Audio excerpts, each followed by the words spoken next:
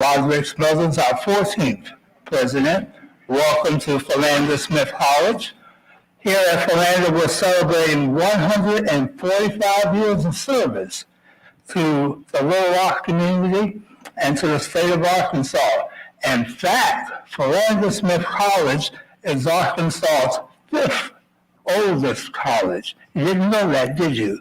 So you're sitting in a historical site celebrating an historical event. This is the 65th commemoration, the Little Rock desegregation crisis. And so we welcome you here, and we're happy to welcome to the podium Brian from the National Park Service. Please give him a round of applause.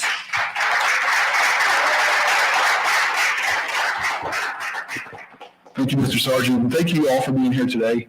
And on behalf of our superintendent, Robin White, and the staff at Central High School National Historic Site, we again welcome you to this panel as part of the 65th anniversary of the Little Rock Nine. If you would like more information about the programs to come, there's a table in the outer lobby that has our program as well as a sheet with a QR code. If you look at it digitally, we will reconvene tonight at 6 o'clock at the Ron Robinson Theater for an original production of The Fifth Little Girl, and we want to welcome you to that as well. We want to thank our ASL interpreters, Julie and John, over here to my right, and also thank Urban Media Group for filming today and this for the balance of our programs here. So last night we had a very wonderfully deep discussion about the importance of mental health and wellness. And so today is talking about recovery concepts. And so let me introduce our distinguished panel. Let me start here on my left, on your right at the end. Introduce first Dr. Richard Broussard. Dr. Broussard is a native of the west side of Chicago. He's a class of 1996 graduate from Christian Brothers University with a Bachelor of Science in Natural Science, and holds a doctoral degree of pharmacy from the University of Tennessee Health Sciences. Is that in Memphis, Dr. Broussard? Yep. For the past 21 years, he has served over 60 communities in Texas as a registered pharmacist.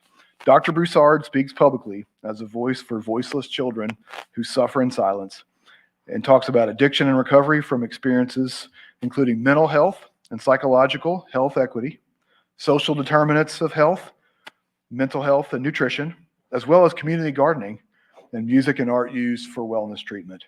Dr. Broussard is the co-founder and CEO of Reach Out, Rise Up, which is a 501c3 that focuses on a holistic approach to early childhood development for sustainable development, including family strengthening and social support for disadvantaged and marginalized. Please welcome Dr. Richard Broussard.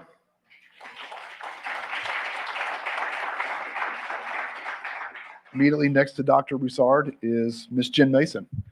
Ms. Mason is a national board certified health and wellness coach with a master's degree in integrative medicine and health science from Saybrook University and a master's degree in women's health from Suffolk University. She specializes in working with heart-centered humans experiencing high levels of stress and overwhelm. She has worked with thousands of people that seek an integrative and culturally sensitive approach to their health and well-being. Whether in a group setting or in one-on-one sessions, Ms. Mason helps her clients establish daily well-being practices that bring greater calm, clarity, and confidence to their lives while supporting the health of mind, body, and spirit. Some of the modalities she uses to support her clients include restorative yoga, hypnotherapy, guided meditations, and Mayan abdominal massage. In addition to coaching, she curates retreats, mindfulness workshops, and Mayan, cacao ceremonies? And she will have some activities for us to participate in today. So please welcome Ms. Jenn Mason. Next to Ms. Mason is Dr. Patricia L. Griffen, a clinical psychologist with a private practice here in Little Rock. How many years? 39 years? 39 years. Dr. Griffen was the first African-American to receive a Doctor of Philosophy and Psychology from the University of Arkansas, as well as the first African-American president of the Arkansas Psychological Association, a former chair of the Arkansas Psychological Association's Diversity Committee, a past president of the Arkansas Association of Black Psychology Professionals, and a member of the Association of Black Psychologists. She has been the recipient of several grants to host diversity conferences, racial awareness conferences, parenting African American children, and commemorating African American psychologists from Arkansas and their contributions in the fields of education, psychology, and social justice. And working on a book as we speak about Black psychologists in Arkansas with her counterpart to her left. Please welcome Dr. Patricia L. Griffen.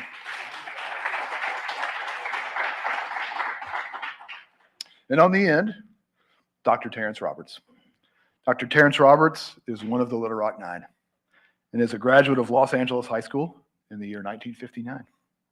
Dr. Roberts proceeded to Cal State Los Angeles, where he received a Bachelor in Social Welfare in 1970. You want me to leave the dates out? Okay.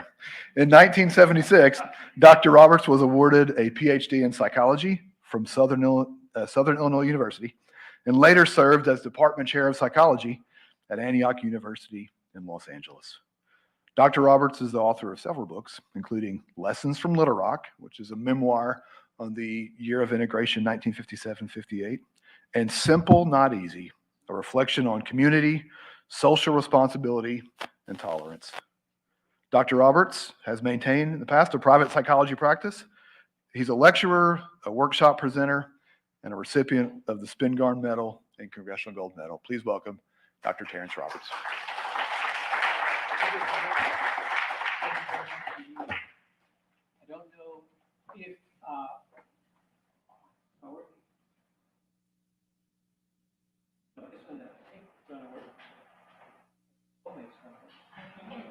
I believe. No, I think it's about whoever's in charge of the sound.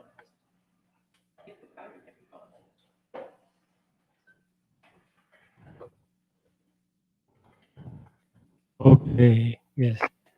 That's what you have to do. So I was going to say, I don't know if all of you were at the presentation last night. Some of you weren't. So just a brief recap. We were charged with the responsibility of answering the question, does a racial prejudice and discrimination have an impact on one's mental health? And the obvious answer is yes, of course. And I read a blurb from a group in Texas, your home state, well, maybe not your home state, the place where you currently live, the Hogg Foundation, who has since last year, 2021, come out with a statement saying, aha, racial prejudice does have an impact on mental health, and we need to do stuff about it. And they cite George Floyd and Ahmaud Arbery as two cases. They could have chosen any number of names in the past 300 years to make their case, but they didn't. They waited until the year 2021. I just say that out of a sense of irony. But we are here today to look at some modalities that will help us all maintain perfect mental health. Yeah, right, perfect. But as close as we can get, we will lean in that direction. And we have these panelists here, all of whom are filled with information. Feel free to pick their brains. We're going to have a Q&A session, which will take up most of our time together. We're not going to rattle on and on because I know as I talk, I'm only saying stuff I already know. Doesn't do me any good to say it over and over again. I need to learn from you. So your questions and comments will be essential to my own mental health. Welcome, ladies. How are you? We knew you were coming. So without further ado, I'm going to ask each panelist to give you sort of an overview of their approach to this whole area, what methodologies, what treatment plans, et cetera, they might use. And then we're going to talk together a little bit, and then we're going to open it up for a broader discussion.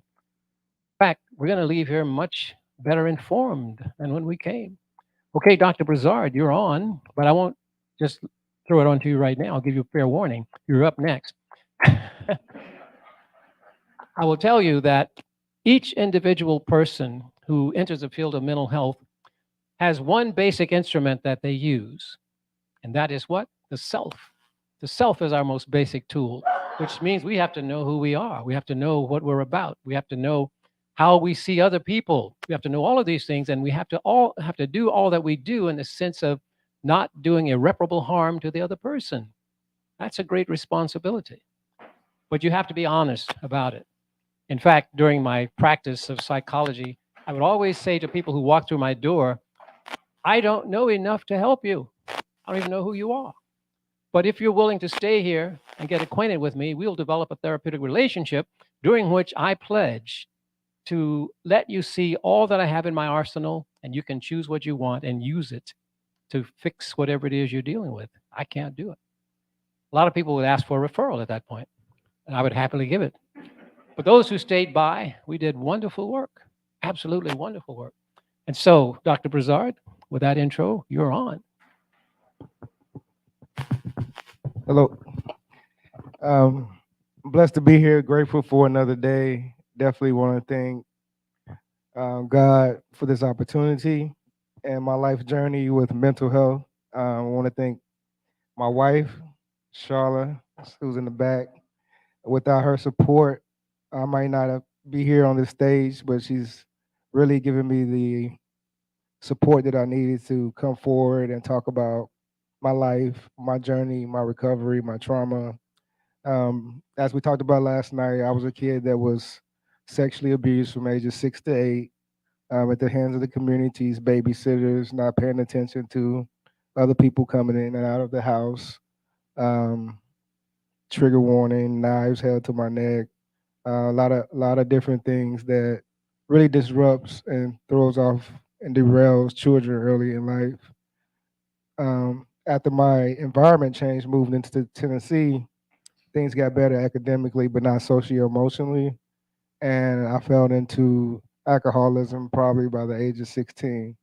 I thought it was a social thing for me, but it was self-medicating, because it calmed all the adrenaline, it calmed all the anxiety that I had inside, and that's common in our communities. But fast forwarding to what we're talking about today, which is recovery and what we do for coping mechanisms, part of my thing was to really realize that my part in it, even though it was unearned suffering, and like my mentor says, Dr. Reverend Peter Johnson, something that Dr. King always said was there's redemption in unearned suffering. And that's how I look at it. I had to do, 28 days of inpatient treatment. I had to say to myself, yeah, it's not your fault. All these hurts, what's inside, you didn't cause it. You were innocent. It was taken from you. But how do you take back the power of yourself and self control and being a productive citizen in society?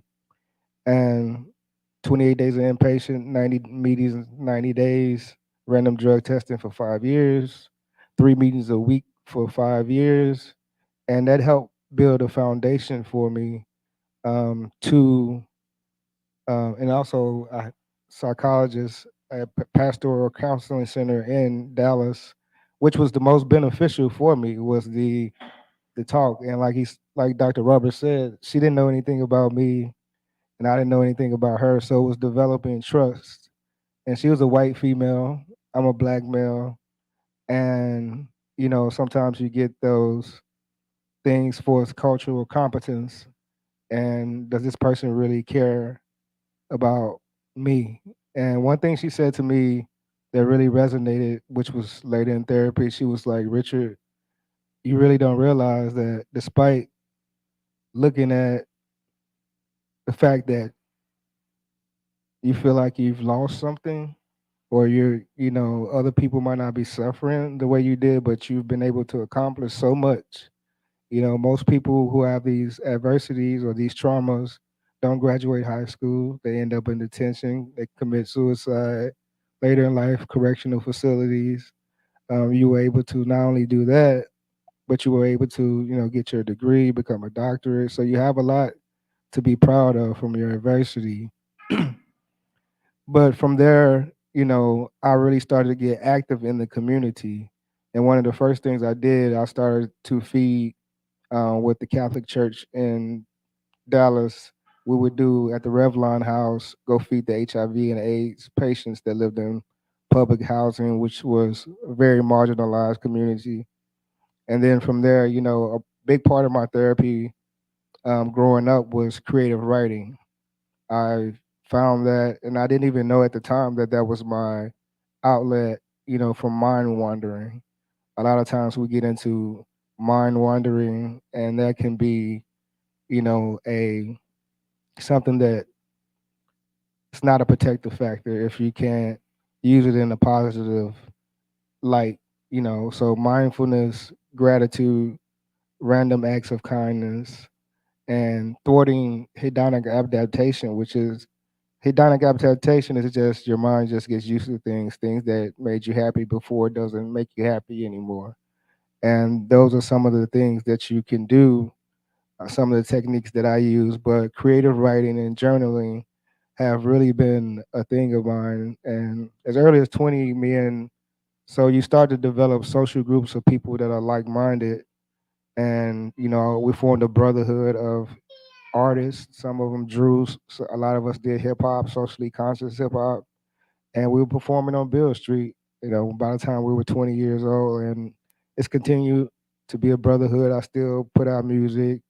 I have a podcast now that deals with mental health. It's called Doc Rich Live. And we deal with we give a platform, we give a voice to those in the community, some celebrities, some NFL players, some just people that we know. And it's Suicide Prevention Month. So this month we've really been focusing on stories of lived experiences with people who have went through these tragedies and what they have done to overcome it. And a sense of spirituality. Um, Three things that I know that really work, and studies have proven it. It sounds, cheesy, but exercise. Exercise is the number one thing that you can do for your mental health and well-being. There are studies that show Zoloft, which is the SRI, versus exercise versus Zoloft and exercise, and it showed at 16 weeks of this, and then 10 weeks out. And those who suffer from major depression had 90% recovery as opposed to 50% for the other two groups. And the second thing is sleep. We often don't think about sleep as something that we know we need it, but how much sleep, what makes the difference? So there's a huge difference between 7 hours of sleep and less than 5 hours of sleep. After one night of, restless sleep, your body starts, you can't focus, you have problems with concentration, it even breaks down the immune system. And then you talk about chronic deprivation, and a lot of people who have PTSD, as I do, also been diagnosed with major depression and ADD, depending on what clinician I go to. So, but all in all, I can say that, sleep is a big part of what we have to do. This is how we raise our immune function. And it shows that less than 5 hours of chronic deprivation of sleep, it lowers your immune system. It increases your chance for heart attack. It increases your chance, quadruples your chance for stroke. And it also decreases sperm count for the men out there. But these are things that we can do, and mindful meditation is also another thing. So just focusing on breathing. It doesn't have to be counting your breaths, and you can start slow.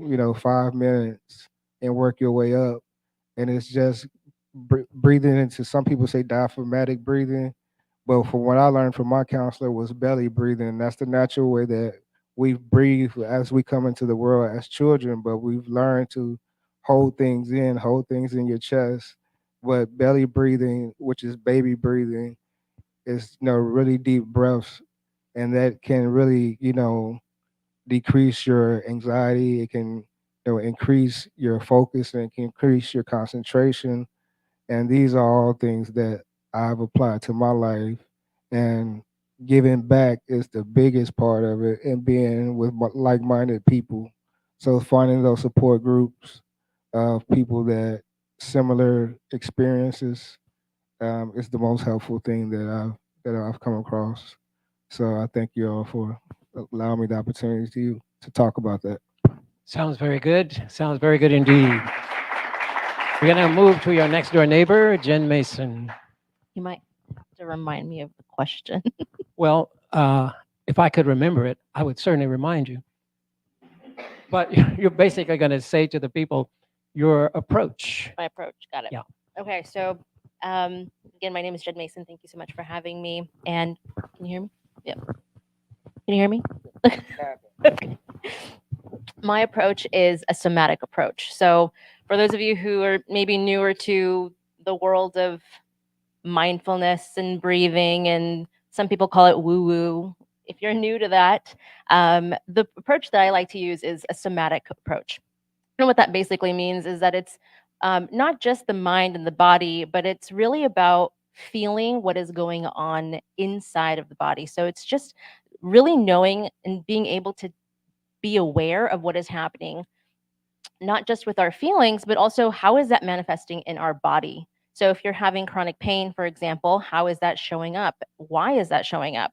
And so a lot of the practices that I do use, similar to what Dr. Broussard just shared, I do use actually all of those techniques with my clients, but really like I said, the somatic approach is to get you to get to know your body enough so that you can start to slow down and recognize what is actually happening inside of me.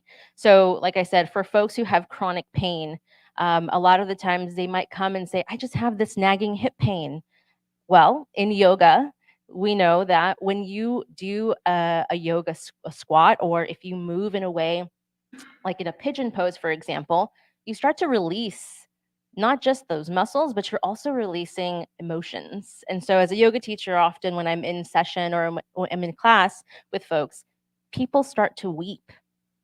And it's not just because of the discomfort in the body, but it's those emotions that are coming out as well. And so being able to hold that space for someone, whether I'm working with them virtually in a session or I'm working with them, in a session where I'm doing my abdominal massage, a lot of emotions, a lot of feelings can come up. And so holding that space for folks is really what I do. So does that answer your question? Very good. Great. Very good. Thank you, Jen. And then Dr. Griffin, if you could enlighten us about your approach. Thank you, Dr. Roberts. As Brian has already mentioned, I have been in private practice as a psychologist for 39 years. I remember being at an event and the person said, well, Dr. Griffin has been in private practice 40 years. I said, no, I have not been in private practice 40 years, but it is approaching that time. I've wondered, where has the time gone? But it has been a privilege for me to do what I do. I shared with the group last night that I decided to go into the field of psychology when I was 12 years old, before I had ever seen a psychologist of any color. And I did not see the first African American psychologist until I was in graduate school. But that was my calling. And I was influenced by a great aunt who was a natural therapist.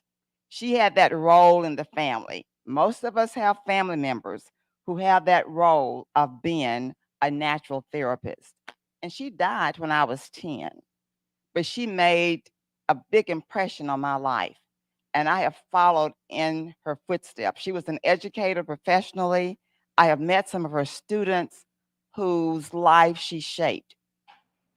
So I say that to say this: we just never know what we're called upon to do. Many of you are natural therapists, and you have the tools not only to use for you, but your interaction with others.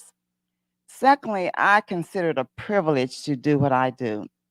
I am grateful for all the opportunities that I've had, all the individuals who have been trusted their inner feelings with the work that we do, and it's a partnership. We work together. But I'm influenced by them just as they have hopefully been influenced in a positive way by me. The topic that we're discussing is mindfulness. And as Ms. Mason has said, it's becoming aware of your inner body, your inner thoughts. And as a clinician, I use mindfulness to treat depression, anxiety, PTSD. I also have a yoga instructor that I refer patients to for trauma, because the work that Ms. Mason and her colleagues do for therapists can be an adjunct to our work in a very meaningful kind of way. And we have yoga instructors here in Little Rock who work with trauma patients. So sometimes we work together in partnership. Last night, we established that racism is here to stay, and we're learning how to meander this terrain, this rugged terrain of racism. And I commend you for being here. You're here because of your commitment to social justice, diversity, equity, and inclusion for all. And as you who are on the front line, for those of us who are on the front line, we have to learn how to take care of ourselves. When I work with patients, I start out with basic self-care. And I'm going to give you 5 simple steps, and then I'm going to wrap it up because we're going to have some questions, and I have some more information to share with you. 5 pillars of self-care and mental health, vitally important, whether you're a mother or father or social activist, wherever your calling is. Self-care is utterly important. And we have that divine responsibility to take care of ourselves, to be stewards of our bodies and our minds. So I'm going to give you 5. Dr. Broussard has already mentioned 3 of them. That's okay. Great minds think alike. Sleep, as Dr. Broussard has said, is very important. And many of us have been sleep deprived during this pandemic. And there are no short solutions. Sometimes you may need to see a therapist for cognitive behavioral therapy for insomnia. But then there are some tips that can you believe I forgot my phone? Yes. I was rushing to get here, and I don't ever forget my phone. But I was going to use the visual of a phone. Somebody that can hold a phone. May I borrow your phone? Thank you. I tell patients, and I used to tell students, that this little device holds what I had to go to a building to access when I was in graduate school. There was a computer building that we had to go and use punch cards, and all of this is accessible in the palm of your hand now through the phone. And there are so many different apps on this phone that you can use to help, improve the quality of sleep, excuse me. And I encourage my patients to do that. Sometimes we go through that during the session. So sleep is critically important. We don't understand all the mysteries of sleep, but it's critically important to get, like Dr. Broussard said, 6, 7, actually 8 to 9 is what they're saying now. Secondly, eating nutritionally. Now, these are things that we have the power to control. We can't always control what's going on external to ourselves, but we can choose what we put in our mouths, how it's prepared. Now, we can do that, and that is important. So healthy eating is the second pillar. If you can think of a building standing on a foundation, we want that foundation to be solid. So sleep is important, healthy eating, exercise. 15 minutes outside in nature is very therapeutic. Just to get out and walk 15 or 30 minutes, very, very important. Which brings me to the 4th pillar, and that's vitamin D from sunlight. We all like to be out in the sun when it's warm. I like it hot.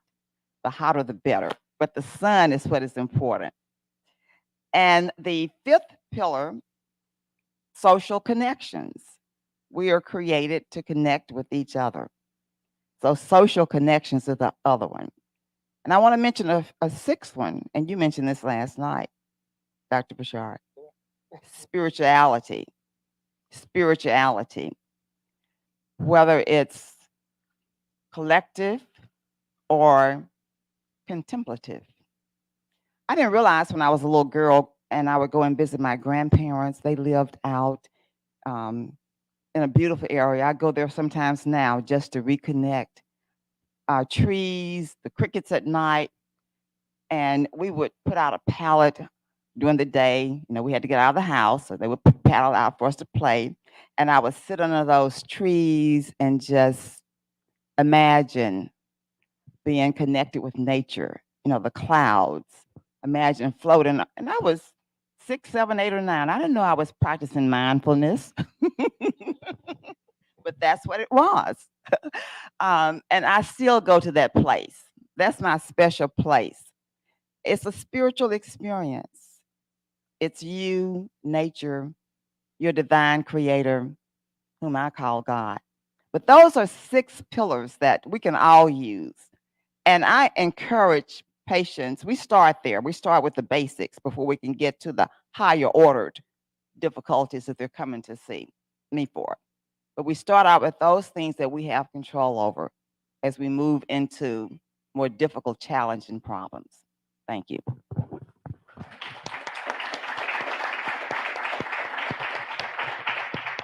Well, I think you can see already that we have a group of people assembled here who have a wealth of knowledge and experience to share with you. And today, as we explore some of these things, we're going to invite you later to talk about it in terms of your questions and comments. And out of that discussion, as I said earlier, we'll leave here much better informed. As I was listening, I was reminded of some of my own clinical work in terms of what happens when the person comes into your office. What exactly happens? Well, it's about building a connection.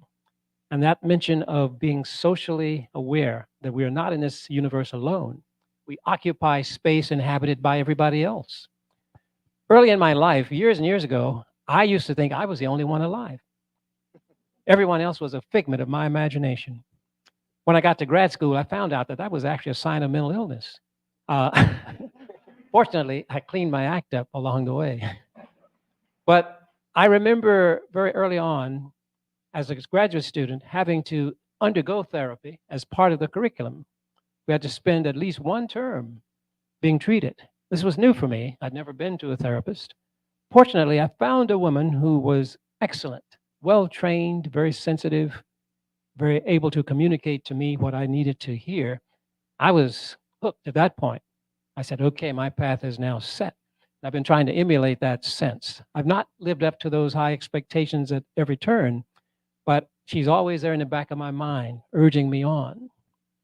And then another time, I was doing some work with a fellow therapist who was my senior. I was more like an apprentice. We were doing a group session. So he and I walked into the room and began to arrange the chairs, and people began to drift in, and he began to interact with him. And the interaction was so smooth and easy. I thought, wow, this group must have been meeting for many, many sessions. And he did a fine group, and I was there observing. And then afterwards, I said to him, Garth, how long has this group been in session? He said, oh, tonight was the first night. Whoa, you could have blown me over with a feather. I thought, this is impossible. I can never reach those heights. But there again, on the other side of my brain is Garth, also imploring me to be mindful of myself and what happens at that intersection of me and other people. I don't think we could stress that one enough, because sometimes we're so caught up in our own head, wondering what's going on. Have you ever wondered what people are saying about you, for instance? It doesn't really matter what they're saying about you. That has nothing to do with you. What other people say or think about you is none of your business. In fact, that will save you a lot of energy. You do not have to give people a piece of your mind.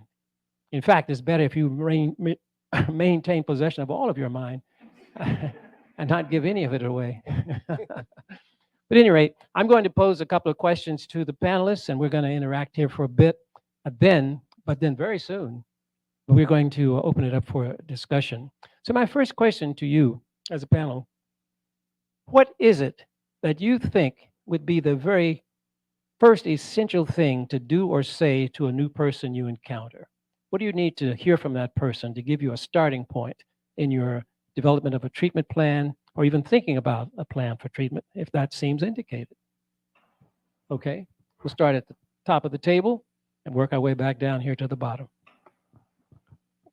Well, one thing I learned from John, I got certified with John Hopkins psychological first aid, and I think you can extrapolate that to other. This is for crisis, like,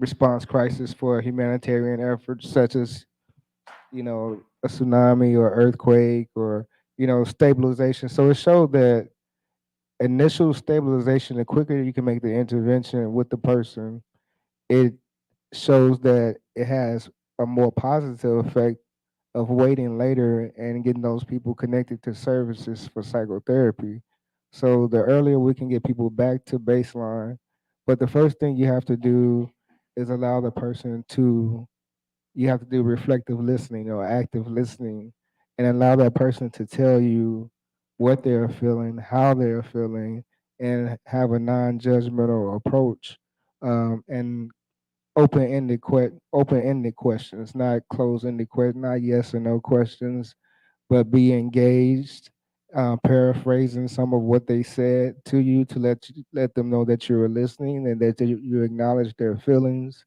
and the compassion and the empathy, and that builds the trust. So the first part is building trust, and without that you can never get to another step. So that's my approach, is to let the person say what their current state is. Then you find out from there, you assess what their needs are, and then you can make a proper intervention. And then it's always important to follow up, but it starts with, being in the moment, being present, being an active listener, and showing that you care.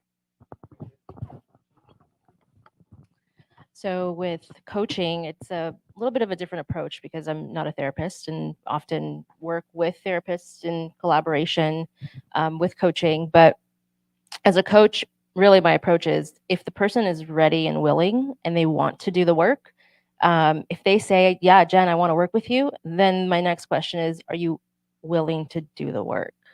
And if they are, then we can start. I do think that a lot of the times people think that they're ready to start, but then when they're faced with the reality of what that actually means, they take a step back and say, you know what, actually, I don't, or we might have to, change the direction or change the approach, but it's always by the person that I'm working with. So my personal approach is I don't lead the session. If anything, I'm listening to what you're telling me and then I might offer something. And if that doesn't work, then well, let's go back to the drawing board and try something else or try a different approach. Because really the reality is that you already know what you need and you already know what you want. Sometimes you're just stuck. And so my approach is really to just help you get unstuck and then let's walk together because you don't want to walk alone. And so I'm there to just partner with you. And, if you fall down, it's like, all right, well, we fell down. I'm going to help you get back up, but you got to help yourself up too, because I'm not going to do the work for you. You're the one who has to do the work. And so oftentimes I do have to refer out. Thankfully, there's lots of amazing therapists in San Antonio and elsewhere who do virtual work as well. So that's when if I know that the person needs additional support that I cannot provide, or that is outside of my purview, that's when I say, all right, let's do something else. Very good. Okay, Dr.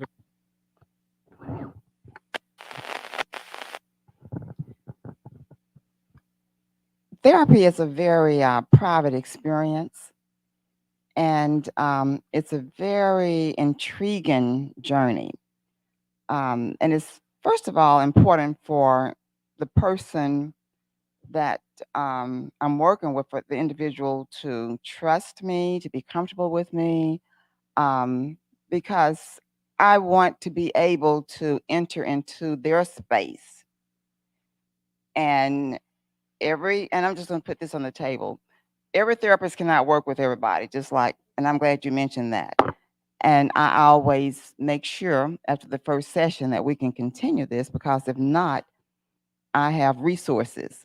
My concern is a lot of times it takes a big step for a person to make that call. Sometimes they've needed it for years, and it's a long time before they pick up the phone to make the call. So if I'm not the right one, I don't want them to leave empty-handed.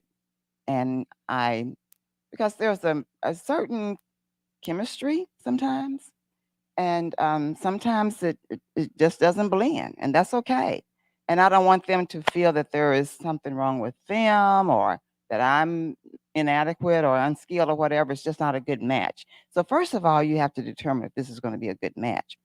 But the basis of it, the empathy, the warmth, the genuineness, provides that foundation for a trusting relationship. Because sometimes people disclose things to me that they've been holding in for years, especially trauma. And over a period of time, it progresses to the point that they tell you what they're really in for. So there's some complexities to it, but the trust that you establish with that individual so they allow you into their space is critically important for doing the work of what I do. Well put. And as you were talking, all three of you, it reminded me of the fact that my microphone is now working. I'm finally getting the hang of it. I remember once sitting in my office and a person came in, it was a young man. I'd never seen him before, but he filled out the forms and gotten permission to make the appointment. And he came in and he says, Dr. Roberts, I have a real problem. So I'm listening, using your techniques. I'm paying attention, trying to get a handle on what's going on. And he says, I need you to convince my wife that it's okay for me to have a second wife. Now, right away, what are you thinking, right? I've got a lot of issues here, right? But I need more information. So we continue to talk, and I says, oh, really? So how do you intend to make this happen? He says, well, I've already picked out the second woman. I just need permission from my wife to make this happen. And I took a long shot here and I said, well, having two women as your wives in the same house could be problematic. Oh, no. He interrupted me. I don't intend for them to live together. Really? How are you going to do this? Well, I have another house for the second wife. Ah, I said. Now that led me to think of another question. With which one of these women are you going to live? Oh, no, he interrupted me again. I'm not living with either one of them. I have my own house. I was very puzzled, to say the least. But all of that said, it brings me to this point. What do you do when someone shows up on your doorstep with an almost impossible request from you? How do you manage that one? And how do you get down to the real hard work of helping this person figure out that they really do have a problem? I know, it's a tough one, but you can handle it. Yeah, repeat that one more time. I'm processing. Okay, it's about having somebody come in and presenting you with something that's so out of bounds, if you will. Uh-huh. You lose your composure, you maintain your equanimity. How do you handle that as a therapist? What are you communicating in the process? Well, like you said, you listen and you assess. And from there, if it seems something that this person has a dysfunction, which is in our society, that's not our societal norms is for, a man and a wife or, one person. That seems like, that's he's being delusional almost, but you would never tell a person that. The thing is to let a person continue to talk and find out what is it that in this particular case, what is insufficient in your life where you feel like that you need two two two different wives, people, two different wives, two different mates, and it's almost like you're running from yourself because you're still somewhere else. So it's a sense of disconnect, and a person that you have to continue to let that person talk and to realize what they're doing and what their actions are is actually more of them instead of the things around them. And you have to, and that's hard. Some people never come to that realization that they want what they want and that's what they're gonna do. And some people you can kind of what they call nudge, by probing certain questions and getting to the root cause of what's really the deficit in this person's life. You see the want, the need, or the behavior, but there's always a root cause, and it could be something in his past that just hadn't got to it yet. So to continue to let the person talk and then start to ask the right questions once you hear the cues about what is it that is really bothering you? It's a really good question. I would first off question myself and wonder what about me or what about my website made them think that I could deal. So I would just take a step back and think about that for a second. But then I honestly would probably refer them out to someone who could handle that because I think your approach is just really spot on with really listening to what that root cause is and what is it that's insufficient. I think that's a really powerful question. But yeah, I would have to really I think what's important about coaching and therapy is that it's very different, and so making sure that the line is not crossed, I think is really important. And so as a coach, someone who's, I did there's different bodies of who monitor, us as coaches. And so we have to maintain, a very firm boundary of what is coaching versus what is therapy. And so that is, I think, one piece of if someone came to me, I would make sure that I educated them on, hey, I think this might be something that you might need additional support for. So that would be my response. Very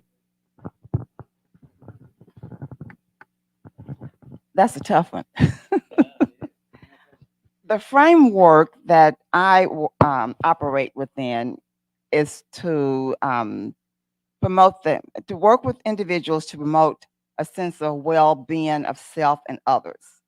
We're all interconnected, and that's for a purpose. That's how we're created. What affects me will affect my behavior, will affect your behavior. Your behavior will affect my behavior. So the ultimate goal is the well-being of the individual and complementing the well-being of the other individual. So that's the framework that we operate within. And it would be a matter of exploring that. And sometimes individuals are not concerned about the other person's well-being, and that sounds like your client. And my work is not to promote the lack of well-being for that individual or those who are connected. And I'm honest. I would just let them know this is something that I cannot do. And there are other choices. I don't know of anyone I would refer your patient to, as a matter of fact. Counseling, like all kinds of people who needed help, and I was a counselor at an Inuit center, and this woman came to me, and she had such a long list of problems. And I said, you know what? I can't really help you. You know what we're going to do? We're going to sit here and cry. And I'm going to cry with you. And we did. And she came back to me and she said, my problem is nobody ever listens to Inuit people. And nobody has ever heard me. So thank you for hearing me. So I didn't know how to help her, but we did cry together. And sometimes my thought is that sometimes I don't know how to help people solve their problems. And of course, but that was one, and I just couldn't resist telling you that because it really worked. And she says I changed her life and all that stuff, and she quit drinking and all kinds of stuff. And her problem was that nobody listens to Inuit people because they take a minute before they speak. So everybody butts in and answers any question. So although she did have these problems, that had been her life problem of never having been listened to. So that's all. very helpful, Thanks for interjecting that. I pose that question primarily because I had no clue how to help that man either. So what did you do? We talked about it during that one session, and I said to him, there's no way on earth I'm going to talk to your wife about this. That's not within my purview. I don't have permission to do that. Plus, I operate on a different set of values. I don't support your notion of having two wives. So we finally agreed that he would seek help elsewhere. And I don't actually know where he went. I didn't refer him either, because like you, I wouldn't know of who or where to refer him. But the problem is beyond what we as therapists and coaches do, it's also, that question was for you, the audience, because I'm certain in your life, some of your family members have come to you and asked you to do things that are totally outside your ken of awareness. You had no idea this person harbored such thoughts. And what do you do? And hopefully, as we discuss here today, you have some information about how to handle yourself. And I think it's important for you to know you are not responsible for what other people do. Even if they're your children, even if they're your spouses, that's not your responsibility. Your responsibility is to be honestly who you are and speak your truth to them without hesitation. It's important for you to care enough to confront them. You see, because if you care enough for people, you will confront them. Oh, yeah. Put it this way, if you have a child who has a penchant for playing near the freeway and is likely to get run over, do you confront that child? You bet you do. You'll lock him in a closet if he persists, or if she persists in running around. But if it's a neighbor's kid, you might say, well, okay. But thing is, you choose what you're going to do. And you can do that. You have permission. We'll do one more question, and then we're going to open this up for discussion. And this question has to do with those patients, put it very bluntly, who lie, who say, yes, I'm following your advice. How do you detect that, and what do you do as a consequence of having discovered this?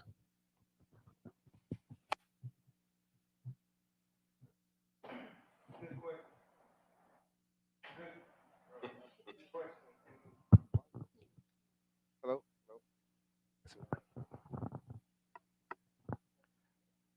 Okay, can you hear me? Okay. Well, a lot of people that I work with, because I do a lot of community work, and from Dallas to UK, I've been on a lot of my stuff that I do is initial stabilization for crisis.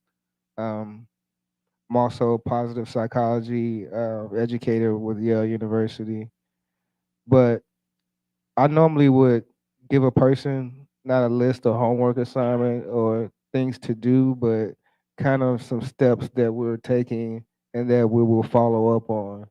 And you can tell if that person is doing the work, because when you come back and ask them, what, since the last time we met, what steps have you taken? And they can lie, and some people are, great at that. But if you don't see any improvement, it could be not the right approach, or it could be the fact that the person is, just saying that they want help, going to the sessions and not doing the work. And that's pertains to my life, because when I had to go through therapy, it was a lot of work, and my therapist, she would say, okay, today we're focusing on this, and then when we reconvene next week or next 2 weeks, we're going to come back and we're going to revisit that. And if I hadn't done the work, or if I hadn't thought about it or reflected on it or came back with anything that I put any effort into, professionals normally, can tell that, okay, this person's, not really being adherent to what we're trying to accomplish. And normally you'll see a person that's not improving over time. So that was a tough question.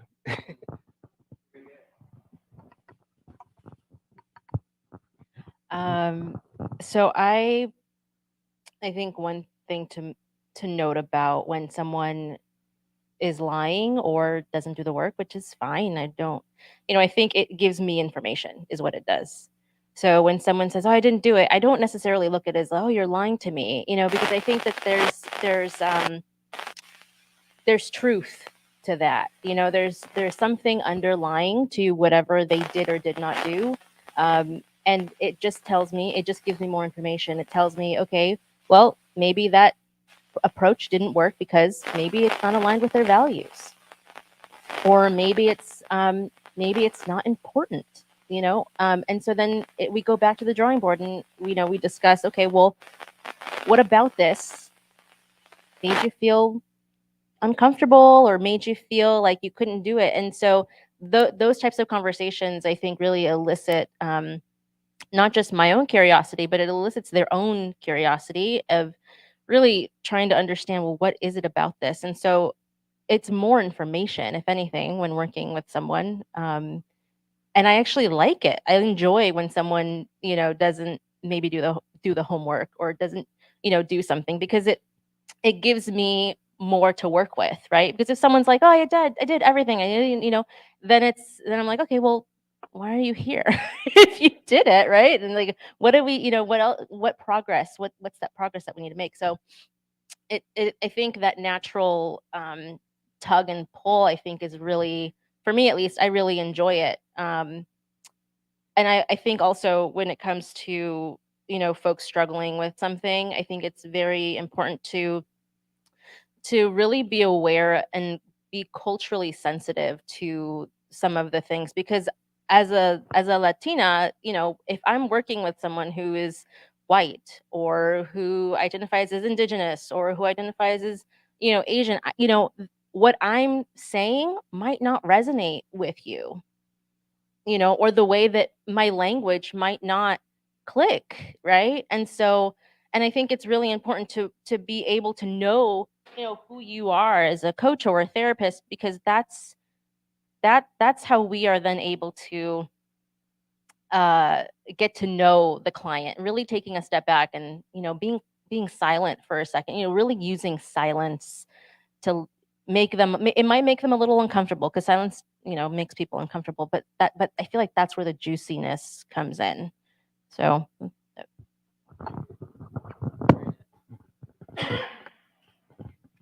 I mentioned during my initial remarks that my first goal is to establish a trusting relationship with patients with whom I work. And I always preface the work by saying therapy is not perfection, it's progress.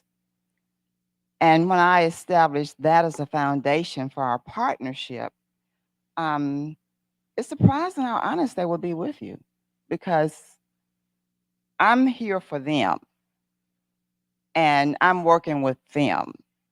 And I want them to be able to empower themselves. I'm just a sounding board for them to have the safe space to connect. Just like Ms. Minda Jean said a few minutes ago, she made herself available. So I create an environment where I make myself available based upon trust to give patients permission to say, well, I didn't do that. And I said, well, that's okay. Let's talk about it. So that's how I approach that. Because they could lie, and if they do, they do. But we need to look at, what do you need from me as a part of this partnership? And my goal is to make that safe space with trust so that they can get unstuck from wherever they are. Is teaching us all a lot of very important stuff. One other remark I want to make, and then we're going to open it up for Q&A, and that is this notion of choice. I firmly believe that for all of us human beings, we have the power to choose. And I say that fully aware that you may not be satisfied with the list of options you have available. You may have in the past, said things like, I had no choice, or I have no choice. No, untrue. You always have a choice. You may not like the options. That is clear. When you think about those citizens who were on the top floor of the Trade Center building at 9/11, they had choices, but the consequences were going to be the same, whatever choice they pulled out of the hat. That's a weird situation to be in. You want to avoid those if at all possible. But in situations that are regular or normal or usual, you can expand your range of options. And I think that is a big part of what you do to maintain mental health levels that are higher than you'd find among the general population, really. Understanding choice. You do have choice, but you need more options. Okay, with that said, we're going to open this up for discussion, comments, questions, and you, oh no, you're not raising your hand for a question. You're doing something else. Okay, yes, here we go. First of all, thank you again. Outstanding, just like yesterday. My question is about racial trauma and the treatment. Thank you. My question is about racial trauma and your treatment of racial trauma, because it's been, for example, I've tried to find help with racial trauma. I was attacked by deputy sheriffs. They tackled me on a road for basically walking while black, but very few therapists deal with racial trauma. And when you are, if you deal with racial trauma, when you deal with racial trauma, what are some of the different tenets that are involved with helping clients who are dealing with racial trauma vice other therapy that you might provide? I'm going to make a general assumption here that everybody understands what you're talking about, racial trauma. Do you want to be more specific about that, or we'll leave it as is? Choices. So if a client comes to you and they have experienced trauma based on race, are there different modalities that you use to help them vice, say, another, like a mental health disorder? Right. Thank you. Okay, I'll take it away. That's a very general description of. First of all, I'm sorry that you were the victim of that. Something like that never should have happened. Individuals respond differently to traumatic situations, and these symptoms can range from mild to moderate to severe based upon the individual. And my approach, first of all, is to do an assessment. That kind of situation oftentimes leads to a traumatic response, the PTSD. You may or may not have that, because everybody does not develop PTSD even after trauma. I'm not aware of a particular modality that just treats racial trauma. That usually falls under the umbrella of post-traumatic stress disorder. And depending upon where the person is on the continuum in terms of their symptoms, we do an assessment of the symptoms. I use a cognitive behavioral approach, but there is a specific type of intervention, EMDR, that's used for severe symptoms of PTSD. And I don't have that training, but I have therapists that I know that I refer individuals to that. But we have to do an assessment, first of all. On that note, whenever one has been exposed to trauma, as I mentioned, everybody doesn't develop the symptoms. But if you are starting to have symptoms, the early intervention is very important. Within 3 months of the attack, early intervention usually leads to a better response to therapy, as opposed to keeping this secret over a long period of time. And we see that a lot with victims of sexual abuse. So that's a very complex question, but I don't know of any particular treatment just for racial trauma, because trauma can lead to different symptoms no matter what the traumatic situation is. It could be an attack by a spouse, and we have seen an increase in intimate partner violence during the pandemic.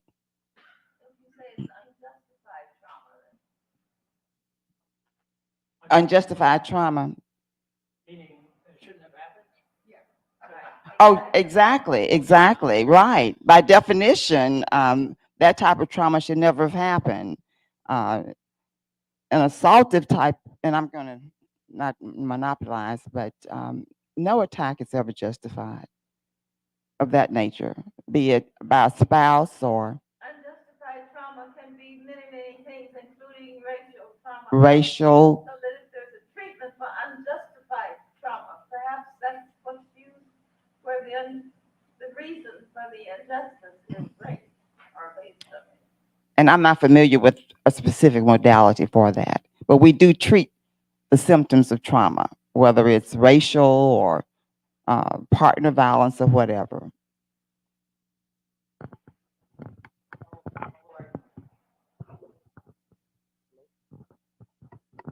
So, first of all, like doctor said, sorry that that happened to you. In my walk of life, it took 32 years before I even talked about my sexual trauma that occurred over a 2-year period. And like she said, the earlier you can get help, the better. With you speaking out about it now, this is the collective dialogue and the collective learning, co-learning approach uh, we that we desperately need in our communities. But for me, when I was going to my psychotherapist, which I mentioned, I didn't know if there was going to be some unconscious bias, or she would understand me, like you were saying, there may be some um, by my double social identity of being a black male, her being a white female practitioner, and the exposure to trauma. So we're not talking about just what happened to me personally, but during this time, this is when I was going to treatment, and some things trigger you, and Eric Gardner, seeing him, what happened to him publicly, getting choked out, it bothered me so much that I brought it up in my session. And, I didn't know how she would respond to that. But when I talked to her about it, I was like, it's just on top of what I've dealt with, as a child, and trying to get back on track developmentally and, trajectory, get my professional career back in order. I'm tired of this. I'm tired of seeing black men being murdered and it being broadcast for the whole world to see, and no justice other than paying a family some money to cover some of the lawyer fees. And but she started, she heard about it, she had already knew about it, and she started crying. And that was a big building of our bond as I continued to go through therapy. I didn't know that she would react that way, or she could just say, yeah, that's too. But it really hurt her deep, in a way that I saw that it was something that was real and something that wasn't manufactured. But she did really care about how that made me feel, and so yeah. I just have a quick comment. I did you all need it? Okay, sorry, just to respond. Uh, so trying to. Okay, so as a woman of color, myself, it's on. Yeah. I think one thing that's really important to also recognize with what is happening inside of your body, and especially depending on where you were during that time, if you were in your own neighborhood or if you were, just somewhere in a different city, what does it mean? What is your body reacting when you are having to walk down that same street again? And so I'm not saying that I necessarily have a treatment plan as a coach, but I might start in a place of when you're talking about it and when you're, kind of talking through it, what is actually like, what is your breathing pattern? Where are you feeling it? Are you not sleeping because of this? What is your response to um, police officers? When you see them, like, do your eyes start to dilate? Does your breathing start to get rapid? And so that's where I would approach, or how I would approach it is that physical what is that physical response? And so that's where I might start. But again, this is from, you have to understand, like, I'm a Latina, I've never had this experience, and also I'm a coach. So from a coaching perspective, with a somatic experience, that's where I would go. I think there are some tenets of working with PTSD that can be applied in this situation. I'm not familiar with a particular treatment modality just for racial trauma, but we are trained to work, just like Ms. Mason said. To answer your question, I don't know of the treatment modality for that. I would like to share with you, I think this is the appropriate time.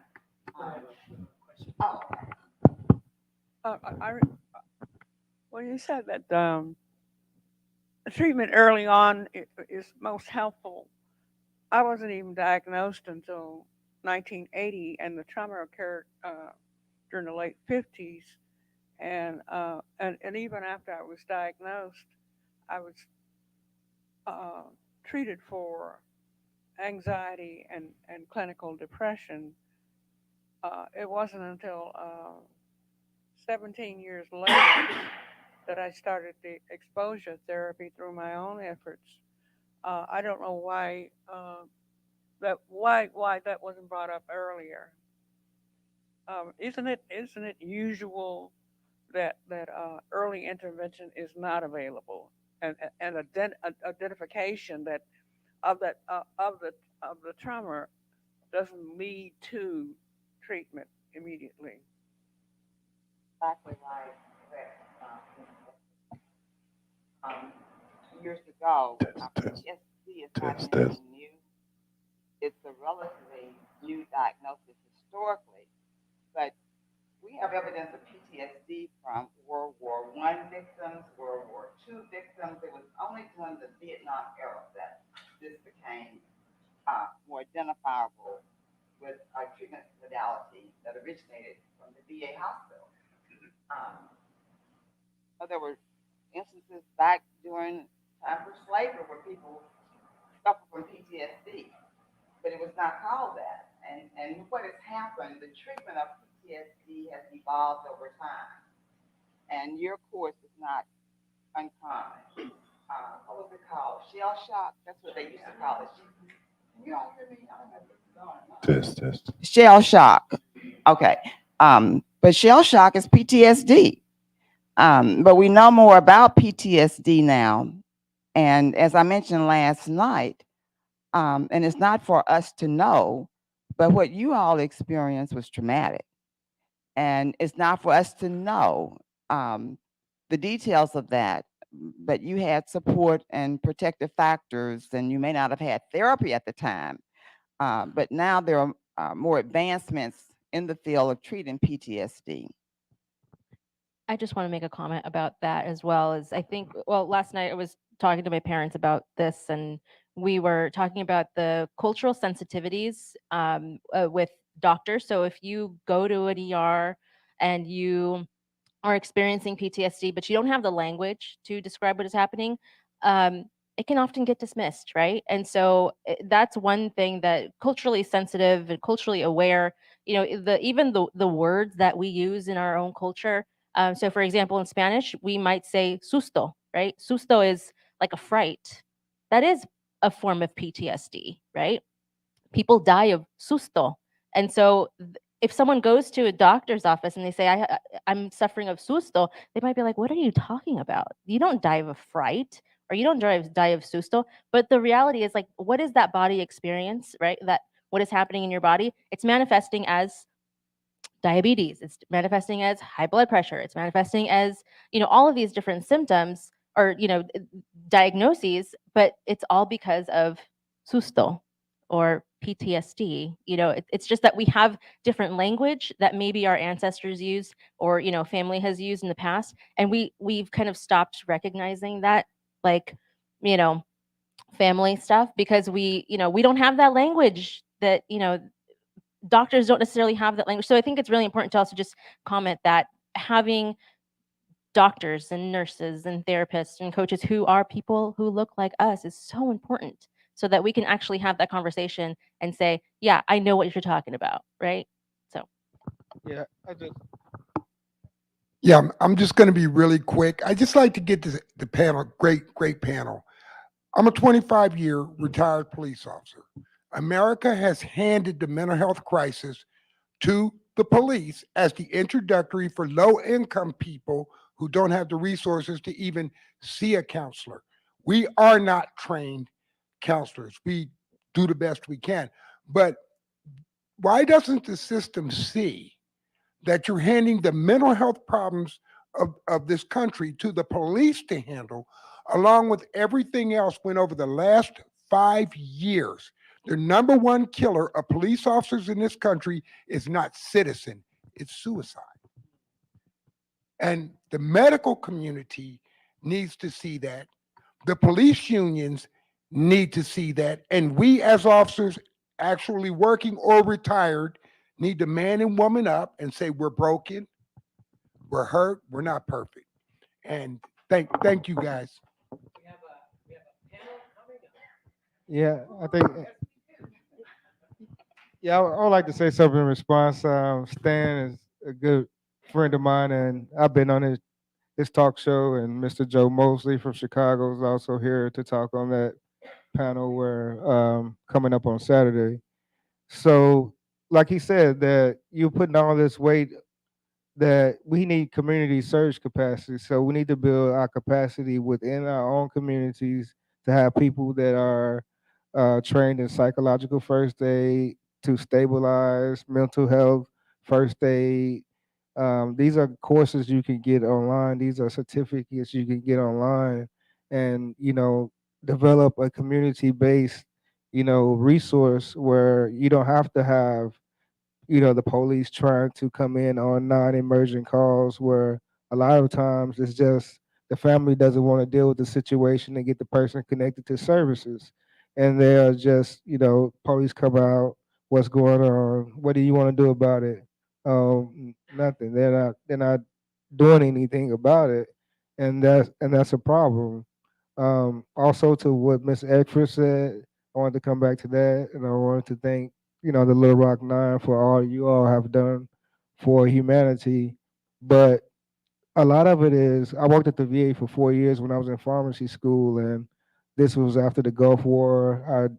I interviewed a lot of Vietnam vets, and this is when the diagnosis was just becoming a regular thing. So when I identified my symptoms, didn't get help till way later, but going to doctors, and the first thing people will ask you, or general public, I have PTSD. As a male, they're going to say, what branch of the military were you in? I wasn't in the military. I was just a child, I would say a CPOW. I was a child prisoner of war of my own community. And that's what happened. But a lot of times, if you're not a veteran, and they're like, well, you just have general anxiety. You know, I don't know, any trauma is trauma, but sexual trauma to a child early in life, or early traumas, and that's why we need the early interventions, because we're talking about these conversations in our 30s and 40s, and it's harder, to change and develop proper protective factors and coping mechanisms. But the brain does have what they call neuroplasticity, where you're able to get into these coaching, these to therapists, and to work through these things, and to develop positive, outcomes. Can you hear me? Yes. Okay, so if racism is making us sick, what policies can we implement to deal with that? If it's a if it's a public health issue, what policies can we put in place to prevent this public health issue of racism making us sick? I know the Little Rock Nine suffer from racial trauma.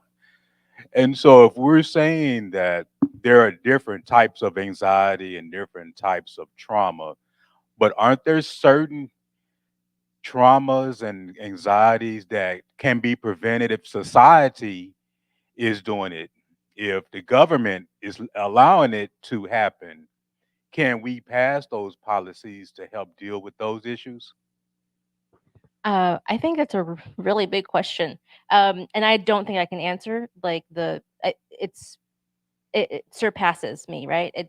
I think part of it is it's multifold. To answer your question, I think it's multifold. I think it not just starts with our government, but I think it also starts with you. It starts with me. It starts with all of us, right? So if we can come to events like this and we can learn some practices, can we start to integrate that for ourselves? Can we integrate that for our community? Can we teach our kids these simple breathing techniques and coping, things that they can start to cope with when they're in school? And then it starts to, move across, right? I think it starts with us. And that's where the movement is. It's all grassroots, right? And so, yes, we can, try to vote. Of course, that's really important. Vote the people in who can make the changes, but it starts with us. And in keeping with the theme, silence is not an option. And I love that theme. Silence is not an option.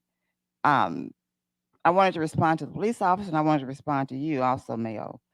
There are several layers for intervention in dealing with this issue of inequity within the mental health system, and racism affects our mental health. We established that last night, and you were there.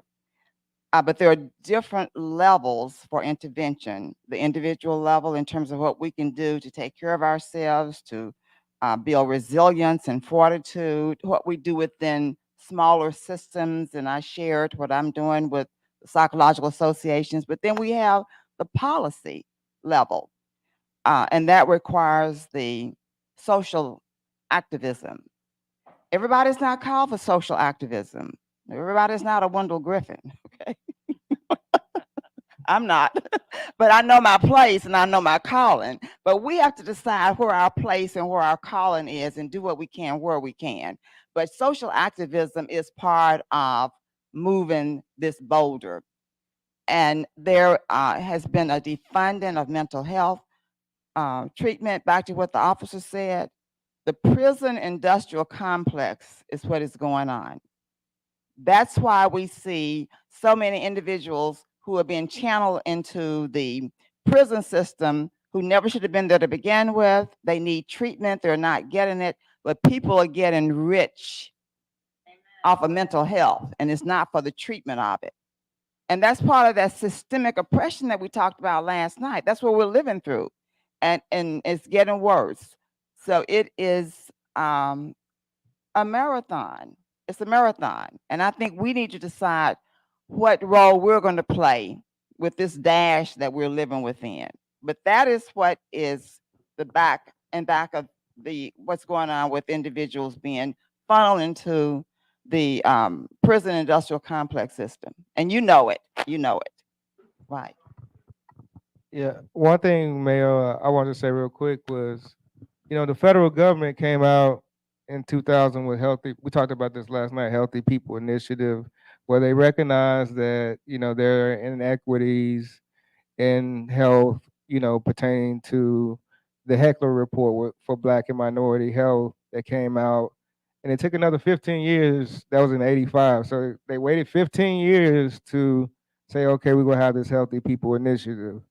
The American Medical Association came out last year, said that racism is a public health threat. It's a crisis. But we are seeing very little being done to actually change it. So recognizing it, and then, we still see the pervasive problem of mental health, food deserts, all these things that nothing is really changing. It's just a lot of rhetoric. We recognize it, but if you recognize it, you say you have gonna create policies, but you don't see the change. So May I say something? I'm going to say it again.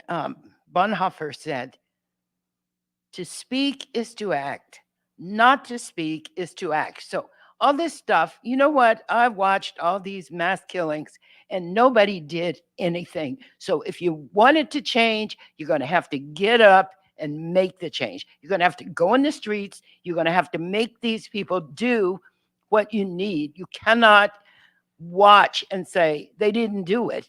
They didn't do it because we didn't make them do it. One of the people I really admired was Bob Moses. who passed away a couple of years ago. And his favorite word was for the people. And he understood that they wouldn't do anything unless they talk all this crap about liberty and justice for all, and it doesn't mean a thing. And so, but it doesn't mean a thing because we are not making it mean a thing.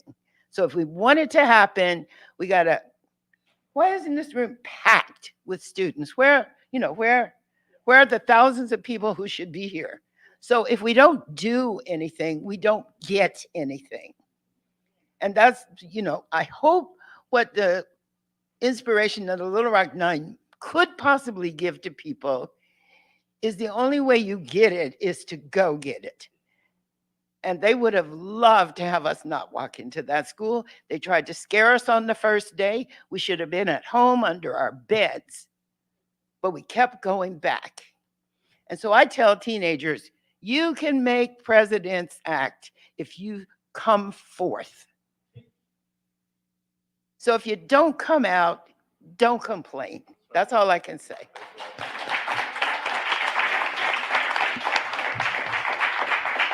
We have an activist among us. Good afternoon, y'all. Thanks for allowing us to be in your presence. It's pretty awesome to see you all sharing information with us because as the lady stated before, and as Stan just stated, as an educator for this is my 27th year in public ed, I'm the guy that they call the man on fire. So I'm the one who will take a child anywhere, of any color, of any size, of any creed, and I will go through the fire like most of us in here, get that child and take them where they need to go to keep them safe and give them a chance. So we're pretty much talking about this now. So as a public school person, I have seen the lack of awareness and the lack of permission provided for parents, for you, for administrators, for counselors, for superintendents, from the top to the bottom. I'm going to give you all, hopefully, an opportunity for you to share with us the permission that I've been doing for 26 years, giving permission to take care of children.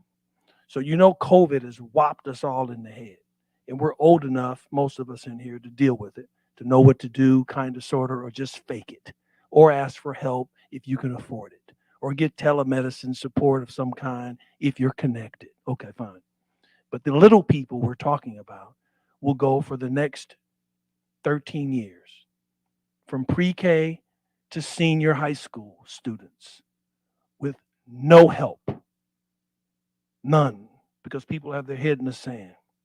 My challenge to you sitting in the audience is to take what they're going to use and just say to us in just a moment, and what are you going to do about our children? Because they're coming next. And at the rate we're going, you heard Mr. Mason talk about it. You think the suicide rate is high now for young people? Sit down and keep doing nothing. So I asked the panel to please share with us some of your quick thoughts on what we can do in public school today, as a suggestion or two, to help campuses, school districts across the country, especially in urban America and otherwise, that you can challenge administrators, teachers, parents, school leaders to address the issue that is more than forthcoming. It's a tidal wave, and it breaks my heart that we don't have enough men and women on fire to take them out of the trauma that they're going through now. So will you please share that with us, your quick thoughts, give us an idea of how to get started, and let's take it to them today. Thank you.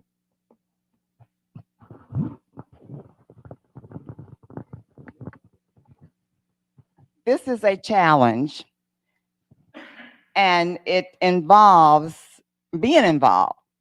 I am reminded of a school administrator who met with our group of psychologists. Now, he's in the system, but pained by the number of children that are being channeled into special education. And that's an educational death sentence. One of the things that we were concerned about was working with parents to become advocates. A lot of times parents don't know how to make a presence at the school, how to present. And we had him to come on to do some training for parents in terms of how to go into the school to advocate for your child. But it requires a presence. It cannot be done from the sideline. You have to be an advocate. Many times the advocacy role happens after a crisis occurs, but it's important to be there from day one. But a lot of parents don't know how to do that. And that's where parental training for advocacy is important. But that's a very complex problem. You all are bringing some big problems here. And I don't have the answers for all of them. But the activism that we work with as a Association of Black Psychologists is what we can do with the individuals, how we can equip the parents for going into the school to work with this. And it's a process. It is a process. We have members of our association who are pained by what they see in the school system. It's a marathon.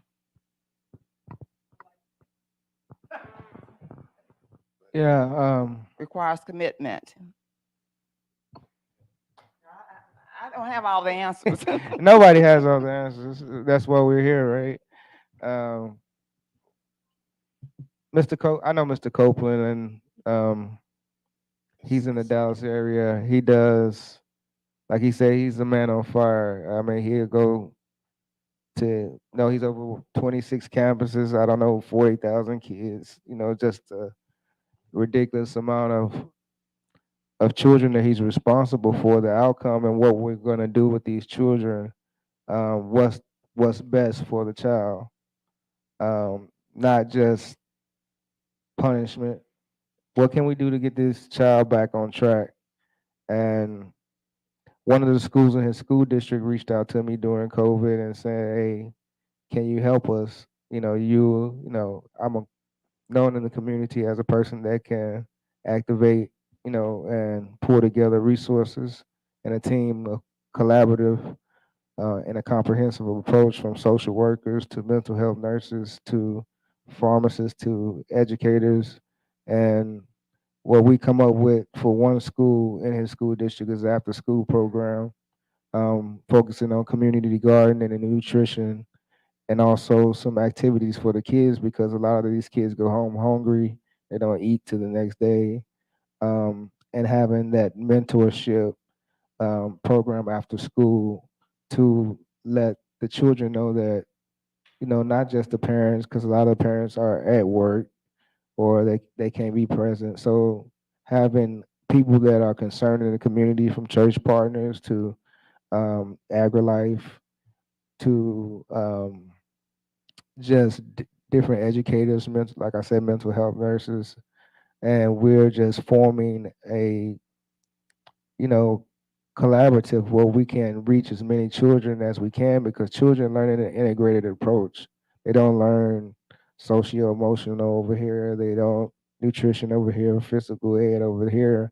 We need to bring this all into one comprehensive approach, and that way we can, have these kids, learning and building their capacity holistically. But it takes, one school at a time, one, campus at a time. But the main thing is to help the parents. The parents need support, and these kids come to school how they come to school. We don't know what situations they come from. A lot of them, abuse, maltreatment, witnessing domestic violence. They're from, neighborhoods that, they don't sleep at night because, cop sirens and all things are going off. And none of this is their fault. But we act like it's their fault, for not being able to learn in school and inattentiveness and acting out. They're children. They're not adults. They're completely dependent on us for a good part of their life and partially for up until 18 to 20, and their brains are not developed fully to their 26. So why are we putting so much pressure on children and saying what's wrong with kids and not asking what's wrong with adults? Why are we not asking what's wrong with the adults? And why don't you want to get involved if it's not a child that's not yours? We all have a vested interest in each other's children because, for better or for worse, these are the adults of the next generation. So, until we start looking at it that way, not much is going to change. But I'm gonna stay in the fight and do what I can, and be around people and connect with people who really want to do this work. We have a question back here. Just 1 second. I just want to say one more thing before I apologize. All humans are born with a desire to co-regulate, right? So we are born, we cry, we seek our mother's breast, we seek our father, we seek we are always seeking that connection. Yes, thank you. If we don't have that connection, what happens, right? You all know what happens. You see it, right? I think a lot of the times what happens with this type of work is that we get too much in our heads and we think, I need to have a PhD to do this work. Oh no, I'm not good enough because I don't know how to do that technique, or I don't know how to do. No, listen, there are resources for you. There are resources everywhere. The problem is not the resources. The problem is not knowing how to use them. If you desire to do this work, learn it. Seek out the resources. Here's a list of resources right here. 517 breathing. That is the most simple breathing technique that you can do to help you start to regulate your nervous system. Can you teach that to a child? But the child might not know how to count, but you can count for the child, right? So I'm not saying that breathing is going to fix everything, but I'm saying breathing can help you start to regulate your nervous system. You can recognize when a child is crying, and you can go up to that child and ask them, what's going on? What do you need? I don't think that we need to be so mental health is, therapists are great, coaches are great. We do the work, right? But if you don't apply it, if you don't integrate it, well, then what's the point, right? We can give you all the resources. We can, be up here for hours. But the real work is you actually integrating the work. And so I'm not saying it's easy. I'm not saying it's simple, but it does take a step. It takes you wanting to actually put the work forward and do the work. Hello. So after this question, I have been advised that you do your exercise you wanted us to all participate in. Robin told me to put that in. But here is my question. You guys mentioned a lot of things about, the resources, the health, and I'm glad you all mentioned that, because there always have been a boatload of resources. I used to volunteer with an organization called the Pipeline to Prison Initiative, the Cradle to Prison Pipeline Initiative. And they had these great workshops for parent involvement. No one would ever show up, ever. And they were like, the problem is people don't think they're bad parents, right? And across the board, the problem is people don't think they have a mental health issue, right? You're dealing with a father or a husband or a child that's clearly something is wrong, and something is wrong. But across the board, we have always downplayed these issues. And Dr. Hampton told me one time, us as an African American community, we don't even take our physical health seriously. How can we take something seriously we can't even see? What is something that we can do individually that anyone can do in their own life to help get buy-in that this is real? Because a lot of people don't think it's real or is as impactful as it actually is. I think that's a very relevant question to what we're living through. I like what we're doing today. I think these kinds of gatherings where we bring, like, as I mentioned last night, where we bring mental health to the table and have open discussions can break down those barriers for us to see that we all have something that we're dealing with. So community initiatives, and I've seen it over the years. The churches have opened their doors. I can remember when minister would say, if you need a psychologist or a psychiatrist, something is wrong with your prayer life. Now, this is what parishioners were hearing from spiritual leaders in the community, but that is shifting. That is shifting. Creating partnerships with churches and community groups can help to break down those walls. And it's a life sentence. It's a marathon. But I have seen a number of changes over the years that I have been in this field with individuals accessing care. And that's encouraging for me. And getting out in the community. Our group gets out in the community. During the pandemic, we brought Zoom to the community.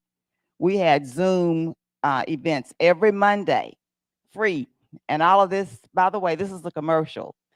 All of this is archived on our Facebook page, AABPP, or our YouTube page, AABPP.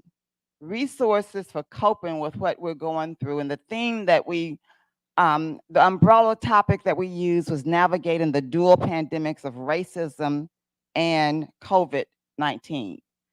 We even invited Dr. Roberts in for one of our events in terms of building resilience. So talking about mental health in forums like this can break down those walls. So that's why these kinds of gatherings are so important. And you just never can tell who may be transformed from sitting in this audience. So I don't undermine this at all, but thank you for that question. Hi, my name is Kenneth Everett, the founder of the Kenneth Everett Math Revolution. And I'm here and I've been listening and about all the stress that people are going through. What about the stress that happens to a child that has to go into algebra and he's fearful? He's so fearful that he skips class. He's so fearful that he talks back to the teacher because he knows that's a way for him to get out of class. So that's very stressful. And a lot of those kids end up being a victim of the pipeline to the prison system because they get in so much trouble. Well, I'm here, I know Mr. Copeland, I know Doc, and they know what I'm about. What I do is I introduce algebra to children as early as 4 years old. It took me about 15 years. I've been teaching algebra for over 35 years. I had to get out of the system because the system didn't believe that our children could learn like that. So I had to start my own company to start reaching out. So I'm here in Little Rock to give children an opportunity to have a STEM career. The only way they can have a STEM career is that you've got to take algebra and treat it like a foreign language. You got to start teaching it early so that that child will have confidence. I had so many problems because people would say, just like she said, oh, they can't count. You don't want to teach them algebra, they can't do this. But if you make things visual, my deal is majored in math, minored in psychology. I color code everything. Everybody in here can tell me what color the stop sign is. It's a visual. You see it in your head. So what I do is I take math formulas and I paint a picture. A picture can go a long way with a child. So I'm going to be out speaking. Mr. Copeland's going to be out tomorrow. Come out, listen to how I can show you as a parent how to start. And then people say, you want parent involvement. How many parents want to get involved with going to school and talking to the teacher about algebra when they didn't even take algebra, when they were afraid of algebra? My program can show any parent about how they can start learning algebra themselves. And I just want to say we have to also address that stress that comes with our children afraid of math.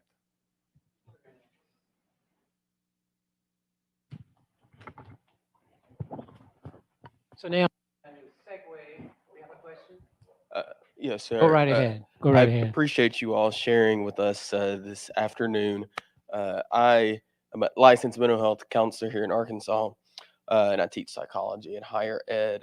Could you share with us a little bit, particularly as we think about us as people of color, like the struggles that we go through, and we can draw resources, especially social supports. Can you share a little bit about what it's like to lean on like what our ancestors used to survive, so their coping skills? Because we know that PTSD, anxiety, depression isn't a new thing. We know particularly that our ancestors struggled with a lot of those things, yet they were able to persevere. So could you share particularly maybe even the spiritual aspect, the communal aspect, the strengths that they had that we can incorporate even today? Well, I think that you have mentioned what that basis was, the spirituality. I'd just like to share this book with you, which relates to your question. The name of the book is The Inner Work of Racial Justice by Rhonda McGee, who is a law professor at the University of San Francisco. She uses meditation in her law classes, but she was influenced by her grandmother, going back to your question. She was a victim of abuse, and she has a podcast out. Her name is Rhonda McGee, and you can Google her and pull up all of these podcasts that she has out. During one of her stays with her grandmother, she noticed that her grandmother would always have the light on in her bedroom in the mornings before she got up to make breakfast and then to go out to do domestic work. Her grandmother was praying, connecting with the spiritual, preparing herself for the day. It was a discipline. It was a spiritual discipline. It was meditative. And that empowered the grandmother, and they grew up under limited economic resources. But that helped to empower the grandmother to take care of her grandchildren, to go out and work in the homes of white people, to refuel. That helped her to refuel for what she had to face. That spiritual connection has been the basis for us throughout. And that goes back to our African ancestry. We brought religion here. We brought a God here.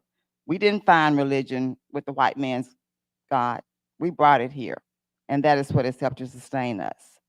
But she incorporates this in her law classes, meditation, as a part of collective mindfulness. This is a good read, and I would recommend it.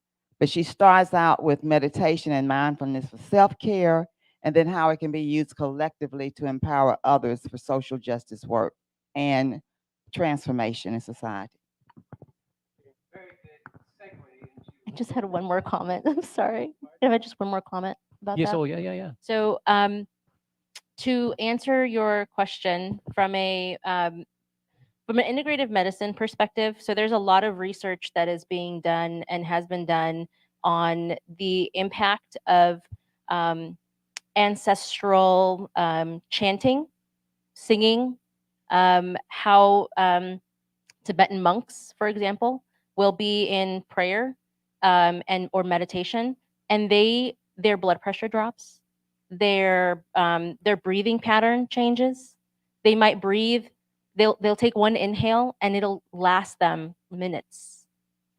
And so it's really powerful to see how science kind of catching up to all of these amazing things that our ancestors have done for many, many years. And so I think that's also another reason why, all of these spirituals and songs and hymns and, everything that you might listen to at church, or that maybe you used to and you used to kind of dismiss because it was what your grandmother used to sing, or, what have you.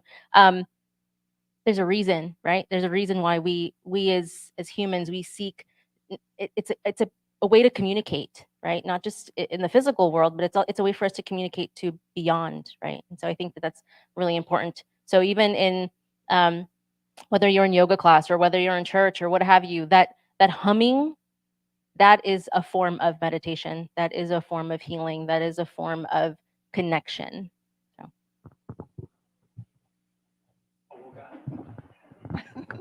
I'm glad you mentioned that, because I wanted to share a meditation for it's a Black Lives Matter meditation. Google it. You've heard it. It's a 17-minute meditation that is so soothing, so relaxing. The background is music, and it was developed by a Black psychologist who is now at the University of Kentucky. Her name is Karen Crowell. But this is a meditation for those those of us who are out on the front line, doing the social justice work. But it's the Black Lives Matter meditation. Google it, and it's a 17-minute meditation. But it relates to what you were saying.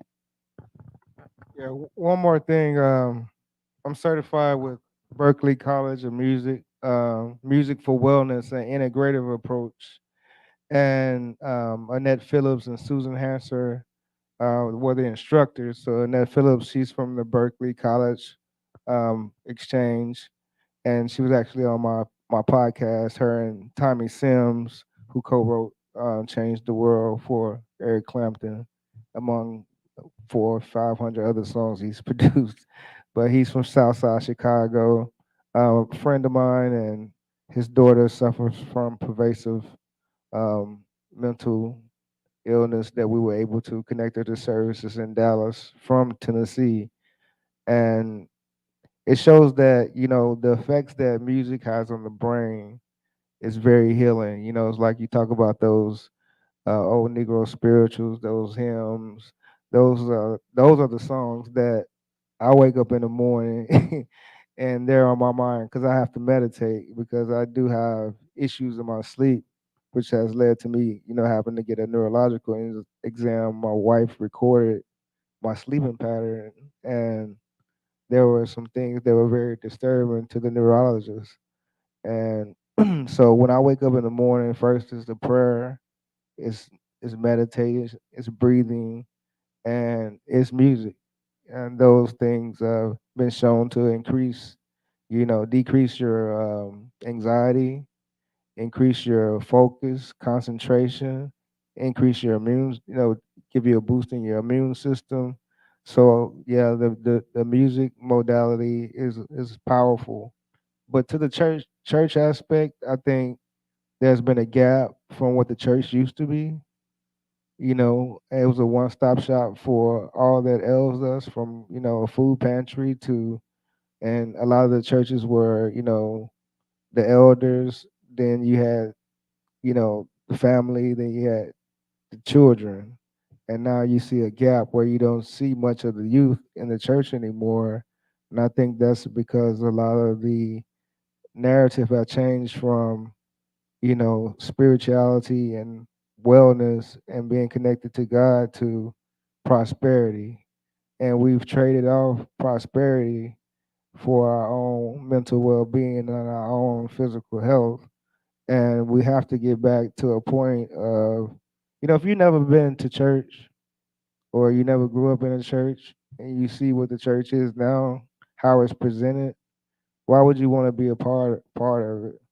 I know people that were homeless that went into churches, and this happened with Stan. He took a group of guys from the community. He was doing community policing to a church, and nobody would even talk to him until they found out that Stan was with them because he's an upstanding, person in the community. Oh, and then all of a sudden they're like, "Hey, welcome to visitors." Stan, and Stan was like, "Hey, I never come back to this church again because my friends are not welcome here." And that's, if you don't wear the right clothes, you don't fit this certain, stigma, and you have so many churches in our communities that are impoverished communities, but they're these big palaces. And we have to get back to the church being what the church used to be, and that's it's not that anymore. And a lot of people are losing hope. So hopefully we can get back to what we need to do.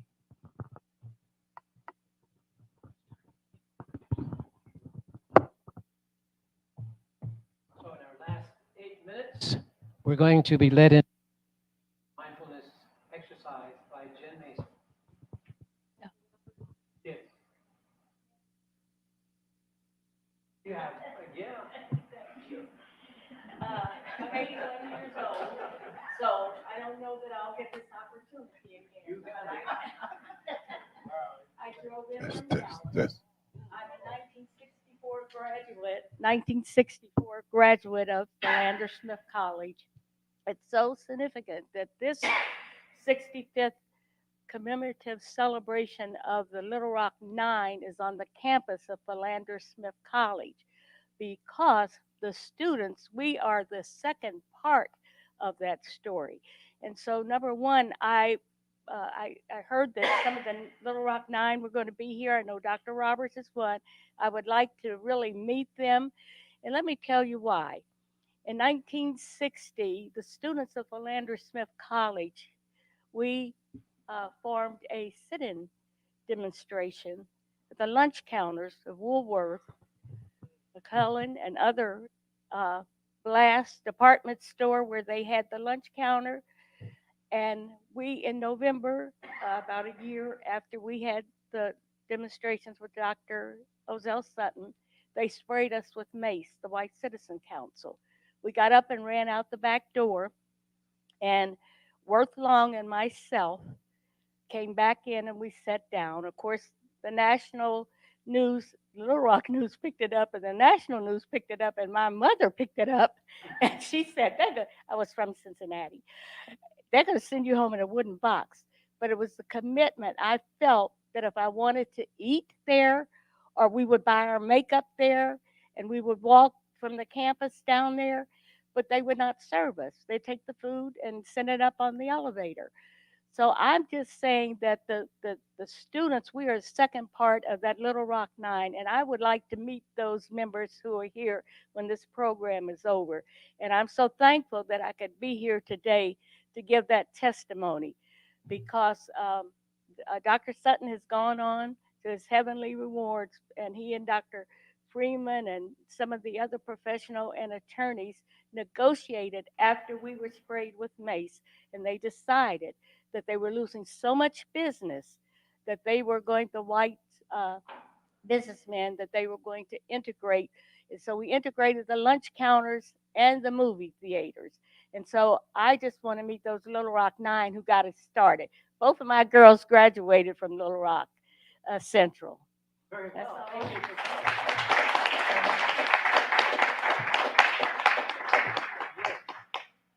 All right. So I do have 2 volunteers who are going to be handing out these little cards. So we're going to do a short meditation, breathing exercise, and I'm going to teach you a little bit more about what these are. So my volunteers can start passing these out, please. So these are called biodots. And the reason why I brought these today is because I think it's really important. I mentioned earlier that mind-body connection is really important. And so creating awareness of what is actually happening physiologically in your body is key to you bringing some awareness into how to start to integrate some of these practices into your daily lives.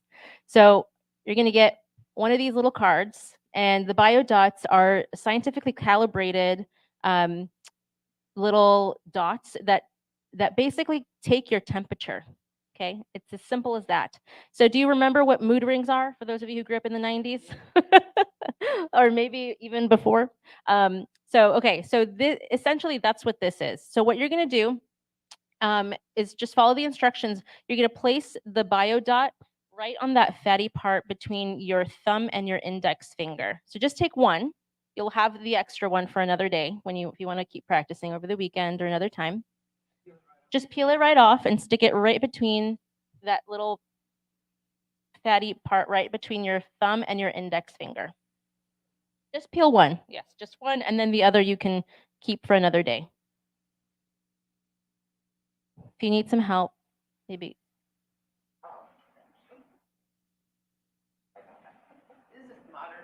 This is modern stuff. Yep, right. And you gotta take the little black dot off. So it's gonna stick. It's a sticker. Little black dot is gonna. Yep, it's a little sticker. Did you get it? Okay.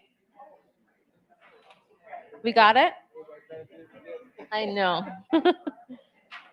Get your little biodot ready. Perfect. Yes, that's exactly how you do it. Yes.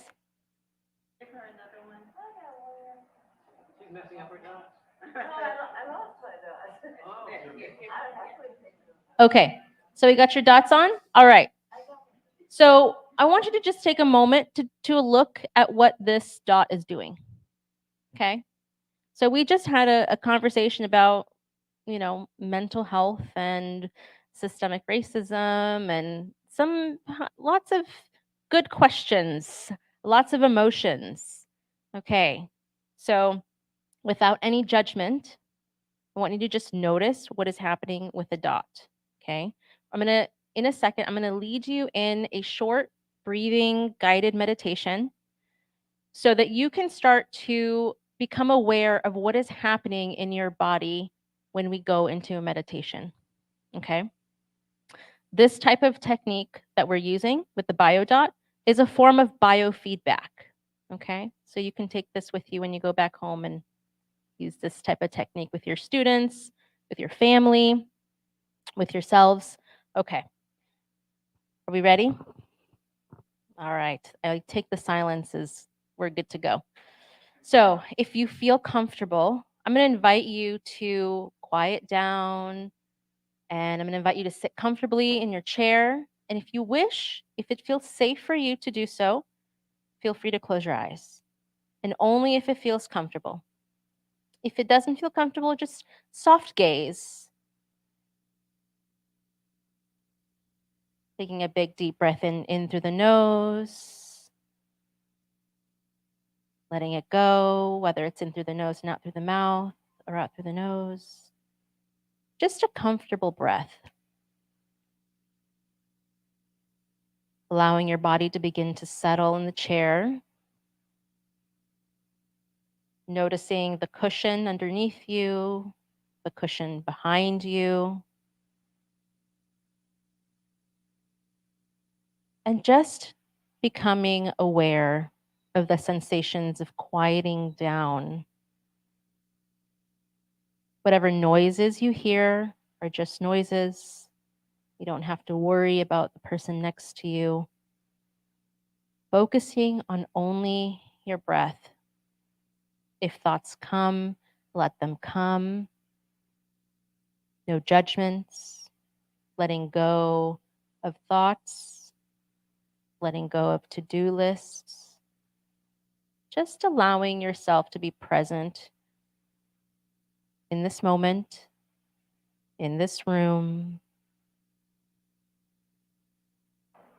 Deepening your breath even more as you inhale through the nose and exhaling, letting it go.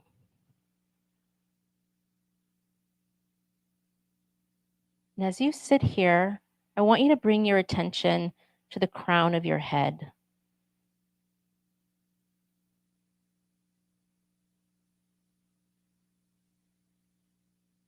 Imagining that you can bring that same breath to the crown of your head.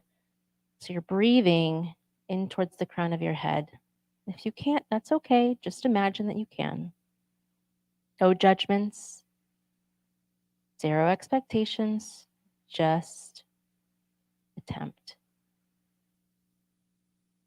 Noticing the sensations coming down towards your ears, your jaw, your eyelids.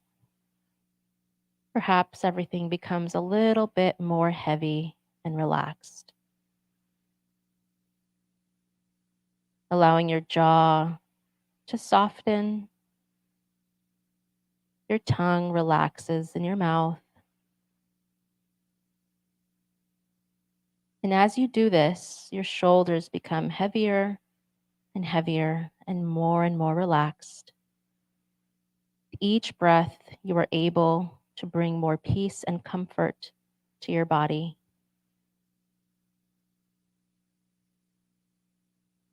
Now I want to invite you to bring your awareness to your chest and to your belly, allowing your belly to get comfortable. No holding necessary, just let your belly be. Nothing to hold, no expectations. Allowing that same comfortable feeling from your belly to draw down towards your hips and down your thighs, down to your knees. Everything becomes more and more relaxed. More and more relaxed. Your breath completes as you inhale and exhale. Deeper breaths, even still. Your hands, your fingertips, all of your energy drawing down, all the way down to your toes. And as you sit here, just noticing again this feeling in your body. Perhaps this feeling is different.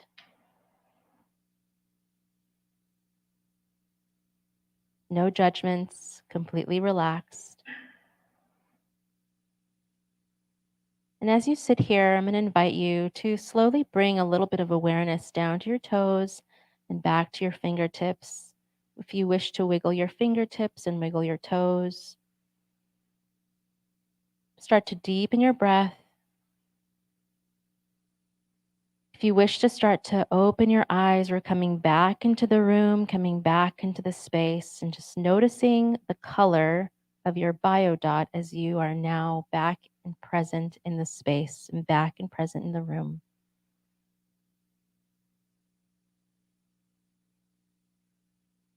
All right, so that was a short guided meditation. That was what you call a body scan. And so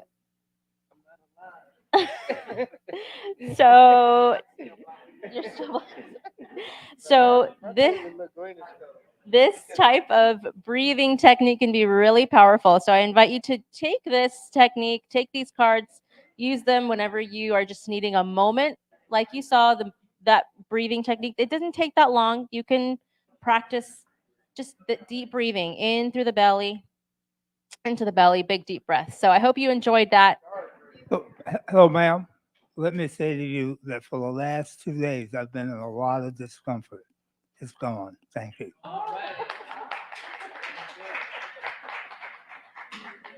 It works. Yes, indeed it does.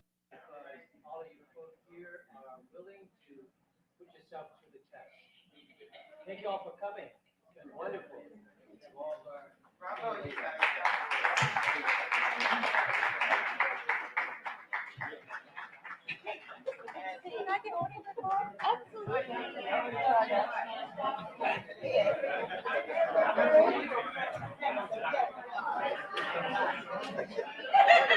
True green.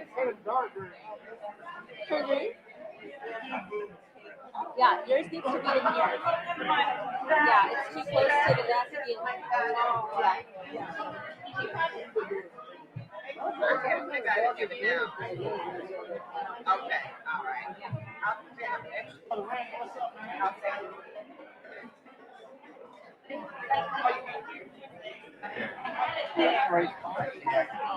I had it there, and it was black there, so we tried to move it.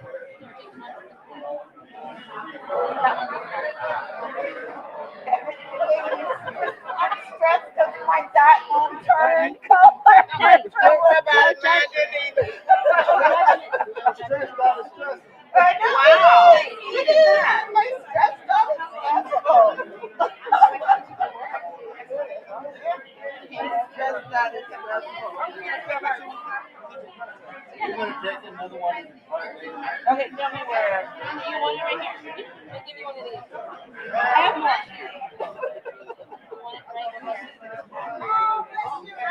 And so just because this